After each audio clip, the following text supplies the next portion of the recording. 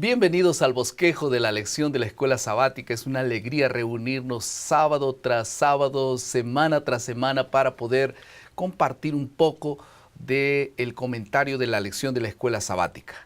Y digo con alegría porque verdaderamente uno tiene alegría por estudiar la palabra, porque nuestros ojos brillan con las promesas, con las orientaciones que la palabra de Dios nos da. El título de la lección de esta semana es Muerte y Resurrección. Y para comentar esta lección, una vez más está con nosotros el doctor Carlos Steger, que es el autor de la lección, también es el decano de la Facultad de Teología de la Universidad Adventista en Argentina. Muchas gracias por estar con nosotros. Muchas gracias por la invitación, me siento muy feliz de poder acompañarlos. Amén. También está con nosotros el doctor Adolfo Suárez, que es profesor de Teología en la Universidad Adventista aquí en Sao Paulo, y es una alegría también tenerlo con nosotros. Es una alegría muy grande poder participar de este estudio de la Palabra de Dios. Vamos a hacer una oración. Voy a pedir al pastor Esther que nos guíe en esta oración. Nuestro Padre Celestial, te damos gracias porque tú eres nuestro Creador y te agradecemos porque además eres nuestro Redentor y por la promesa de la resurrección y la salvación eterna. Amén. Al estudiar este tema, te invitamos para que mediante tu Espíritu nos guíes, hables a nuestra mente, a nuestro corazón, y si alguien está enlutado, puedas darle el consuelo de la esperanza que solo tú puedes dar. En el nombre de Jesús. Amén. Amén. Amén. Una llamada de medianoche ni siempre trae buenas noticias. Eso ocurrió unos años atrás cuando mi hermana mayor me llamó para decirme que el estado de salud de nuestro padre era muy delicado. Unos meses atrás yo ya había estado con él, estaba todo bien. Parece que él sospechaba que alguna cosa iría a suceder. Así que el día de viaje, cuando yo me estaba viniendo, él estaba angustiado. Parecía que él con sus ojos me decía, quédate un poquito más, hijo. Hasta que finalmente lo dijo, ¿no podrías quedarte un poquito más? Y le dije, papá, no puedo, tengo que trabajar. Y yo me acordé mucho cuando yo era niño y él se iba de viaje. Y yo siempre le decía, papá, por favor no te vayas. Y él me decía, yo tengo que irme a trabajar. Y cuántas veces yo sufrí cuando él se iba. Ahora parece que él está sufriendo porque su hijo se iba. Y yo me fui. Y cuando yo llegué después de la llamada de mi hermana a la casa, él ya había fallecido. Eso quiere decir que fue la última vez que yo lo vi aquel día. Pero antes de que yo me vaya, él me dijo una palabra que nunca voy a olvidar. Yo quiero cenar contigo en aquel gran banquete que Dios ofrecerá a sus hijos cuando termine toda esta historia y nos reunamos en el cielo. Yo quiero cenar contigo en el cielo. Esto se grabó en mi corazón de una forma profunda. Yo sé que esa grande cena va a suceder conmigo o sin mí, va a suceder. Y el foco de la lección de esta semana es entender que sin la resurrección nuestra religión se torna apenas una opción religiosa en vez de ser la única entrada para la vida eterna. Vamos a estudiar la segunda parte de nuestra lección, que es la exploración del texto. Vamos a hablar apenas de dos asuntos, la muerte y la resurrección. En relación a la muerte, ¿cuál es el concepto de Jesús en relación a la muerte? ¿Qué dice la Biblia? ¿Con qué lo relaciona el asunto de la muerte en las enseñanzas de Jesús, Pastor Suárez? Lo que Jesús enseñó sobre la muerte es muy claro. Hay varios textos que hablan sobre eso. Por ejemplo, podemos mencionar el texto de San Mateo capítulo 9, versículo 24. Al entrar Jesús en la casa del dirigente, está hablando de Jairo, viendo a los que tocaban flautas y la gente que hacía alboroto, les dijo, versículo 24 ahora, retiraos porque la niña no está muerta, sino que duerme. Y se burlaban de él. Hay otro texto también en Juan capítulo 11, versículo 11, que dice, dicho esto les dijo después, nuestro amigo Lázaro se ha quedado dormido, mas voy para despertarle. Bueno, aquí tenemos dos elementos muy claros en el concepto que Jesús tenía de la muerte. El primer concepto es el concepto de la inconsciencia. Así como cuando alguien está durmiendo no siente nada, de igual modo los que mueren no sienten nada. Pero por otro lado, así como los que duermen despertarán enseguida, también los que han muerto van a resucitar. De modo que, usando una metáfora sencilla pero extraordinaria, como el sueño, como la gente que duerme, Jesucristo dejó claro que la muerte tiene esos dos aspectos fundamentales. En un abrir y cerrar de ojos, dice la Biblia, ¿no? Y el sueño parece que fue una pausa, pero realmente cuando comencé a dormir y cuando me desperté, esa pausa más, yo la ligo y lo que dormí ya no me acuerdo más. Ahora, hablando un poco sobre el infierno, la lección habla un poco del infierno y nos hace recordar, en la Biblia hay dos nombres, o un solo nombre y dos personas diferentes. Lázaro, aquel que fue resucitado por Jesús, y también tenemos a un otro Lázaro, que es aquella parábola que fue contada, solo que uno es real y otro no es real. Y mucha gente no entiende esa parábola, ¿no? Porque parece que es una afirmación de la inmortalidad del alma. Sí, efectivamente, solo dos personas son llamadas Lázaro en la Biblia. El real nos enseña la esperanza y la verdad. El ficticio, mucha gente lo toma como que enseña la verdad, cuando en realidad está en una parábola o casi diríamos una alegoría. No es una historia real. Que no, por claro. supuesto que no es una historia real, no se puede entender como una historia real. ¿Esta historia era conocida de aquel tiempo? Sí, claro, eso es lo interesante. Jesús toma una historia popular de sus días, que no solo era conocida entre los judíos, sino que había surgido en las otras naciones paganas, entre los egipcios, entre una cantidad de naciones paganas, y tenía un propósito básico. Siempre en la historia ha habido un pequeño grupo de personas muy ricas que parecen disfrutar todo en esta vida y una gran mayoría de personas pobres que sufren. Y entonces esta historia tenía el propósito de dar consuelo a todos esos pobres y la historia básicamente les decía, miren, no se preocupen, aunque aquí a ustedes les va todo mal, después de que mueran en la otra vida, se van a invertir los papeles. El rico va a sufrir y ustedes van a gozar. Y ese es el consuelo que daba esta historia.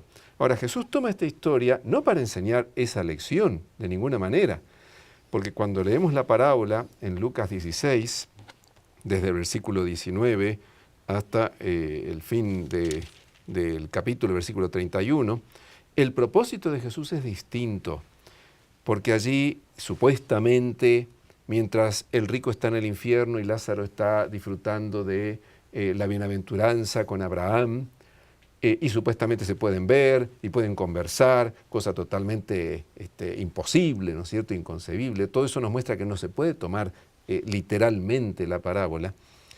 Pero allí el pedido del rico sufriendo es que, por favor, mande a Lázaro a advertirle a sus 5 hermanos que todavía están vivos, de cómo es la realidad, para que ellos se arrepientan a tiempo y no les toque ir allí. Y el mensaje muy claro, que ese es lo que Jesús quiere transmitir, versículo 29, dijo, a Moisés y a los profetas tienen, óiganlos, en lugar de que vaya alguien de entre los muertos. Y el rico le dice, no, padre Abraham, pero si alguno fuere a ellos de entre los muertos, se arrepentirán. Mas Abraham le dijo, si no oyen a Moisés y a los profetas, tampoco se persuadirán, aunque alguno se levantare de los muertos. Aún si eso ocurriera. Aún si eso ocurriera. Que no va a ocurrir, pero si ocurriera. Aún si eso ocurriera, eso no tiene valor, porque en realidad tienen que escuchar la palabra. Ahí está Moisés y los profetas. Ese era el propósito de esa parábola, y no enseñar acerca de la existencia o no del infierno o del cielo, que no puede ser porque tiene detalles imposibles de ocurrir y que es contrario a todo el resto de las Escrituras. Y ahora el tema del infierno. Infierno era una... ¿Qué entendía la gente ese tiempo por infierno? ¿Y cuál era el concepto que Jesús quería enseñar sobre ese tema? Esa es una pregunta muy buena también, porque el concepto popular hoy en día enseña que el infierno es el lugar del tormento eterno para todos los malvados. Eso no está en la Biblia. Lo que en la Biblia se traduce como infierno es la palabra hebrea Gehenna, que en realidad describe un valle que estaba muy cerca de Jerusalén, donde se arrojaba la basura y se la quemaba. Así como hoy en día cerca de las ciudades se quema la basura. Y como siempre se iba arrojando basura, eso estaba quemando casi permanentemente. Siempre lanzaba humo, así que llegó a transformarse en un símbolo del juicio final y el castigo que recibirían en el día final los malvados. Pero de ninguna manera describe un lugar real en alguna parte del universo donde estén quemando todos los que han ido muriendo a lo largo de la historia. No es, ese concepto es totalmente ausente de la Biblia. Entonces infierno es la muerte eterna. Infierno se usa como símbolo del castigo que recibirán los impíos, que será la muerte eterna después que Jesús regrese y entonces le dé el castigo a los impíos. Y ahora una pregunta en relación a la resurrección. Cristo resucitó, pero si Él moría y no resucitaba, todo se acababa también, ¿no? Y así juntamente con Él, dice la Biblia, que Él traerá a todas las personas que murieron en Él para resucitar y vivir para siempre. Doctor Suárez, ¿cómo es que la resurrección de Jesús es una bendición para los demás? Excelente cuestión. Sobre las dos resurrecciones, 1 Tesalonicenses deja muy claro, capítulo 4, versículo 16, porque el Señor mismo con voz de mando, con voz de arcángel y con trompeta de Dios, descenderá del cielo, y los muertos en Cristo resucitarán primero. Es decir, que los que no murieron en Cristo resucitarán posteriormente. La resurrección de Cristo es sobre todo una parte fundamental del plan de redención, que tiene que ver con su vida, con su ministerio, con su muerte, con su resurrección y con su intercesión por nosotros en Santuario Celestial. El mismo libro de 1 Tesalonicenses 4, versículo 14 dice, porque si creemos que Jesús murió y resucitó, así también traerá Dios con Jesús a los que durmieron en él. Y en 1 Corintios 15, 20, ahora bien, Cristo ha resucitado de los muertos, primicias de los que durmieron es hecho. De modo que la confianza que tenemos de saber que Jesucristo resucitó es la certeza que nos da de que cuando vengamos a participar de la muerte, aquellos que duermen en Jesucristo también resucitarán para vida eterna.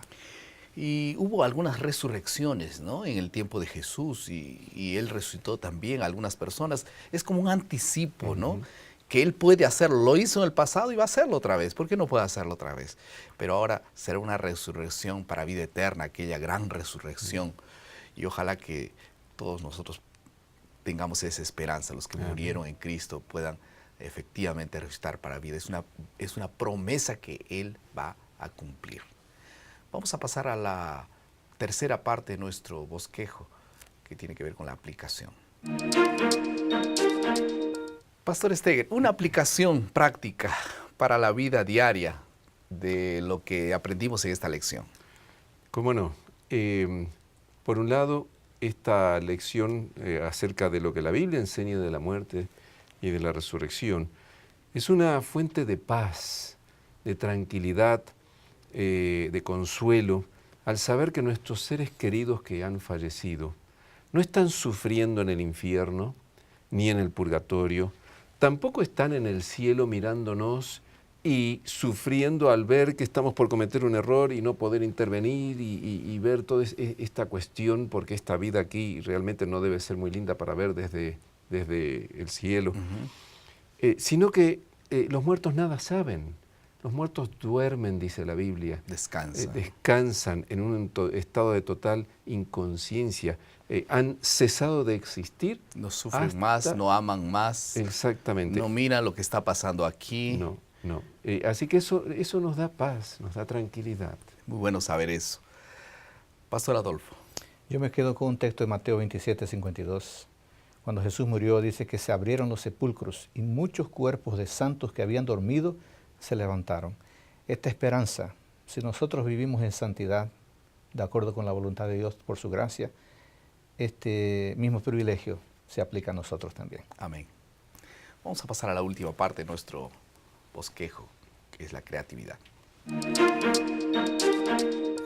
Cristo vendrá en las nubes del cielo con grande gloria y esplendor. Una multitud de luminosos ángeles lo acompañarán. Él vendrá para resucitar los muertos y transformar los santos vivos de gloria en gloria. Vendrá a honrar los que lo amaron y guardaron sus mandamientos. Y Él los llevará para sí, para vivir con Él para siempre. Él no se olvidó de su promesa. La cadena de la familia será nuevamente unida. Esta es nuestra esperanza. ¿Cómo podemos compartir esta esperanza con alguien? Si tú tienes esa esperanza, vive en el corazón, ¿por qué no llevas este consuelo a alguien que está sufriendo la pérdida de un ser querido? Una señora que ya perdió su hijo y justamente hace 5 años, anda, visita a esa persona. El hospital es un buen lugar para poder llevar esta esperanza, los cementerios. Pero también hay gente que perdió la esperanza de todo. Tú puedes ser un instrumento de Dios para fortalecer la esperanza en estas personas. Vamos a orar.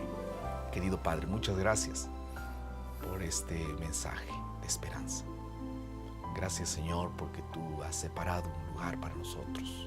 Ayúdanos a prepararnos, guardar esta esperanza en nuestro corazón y publicarla y anunciarla a los demás. En el nombre de Jesús. Amén. Amén. Amén.